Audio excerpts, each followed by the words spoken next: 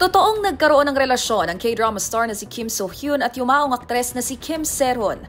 Ang kumpirmasyon nanggaling na mismo sa agency ng aktor na gold medalist. Pero giit ng kampo ni So-hyun, taliwas sa mga lumalabas na impormasyon, hindi na anya minor de edad si Se-ron noong nagkarelasyon sila ni So-hyun.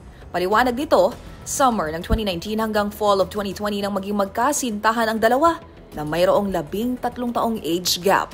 Patunay anya na wala raw katotohanan ang inilabas na impormasyon ng YouTube channel na Hoover Love na naging girlfriend ng aktor ang yumaong aktres noong 15 anyos pa lamang ito. Dahil anya sa mga kinakaharap na issue, nakitaan na raw ng signs of severe psychological instability ang aktor ayon sa kanyang agency na siyang dahilan kung bakit napaaga raw ang paglalabas nila ng panibagong statement. Kasunod naman ang kontrobersiyang ito na paulat na may ilang bigating brands na ang winakasan ang kanilang partnership sa Queen of Tears star na si Kim So-hyun. Magunita na February 16 nang matagpo ang walang buhay sa kanyang tirahan sa Seoul ang 24-year-old South Korean actress na si Kim Se-ron.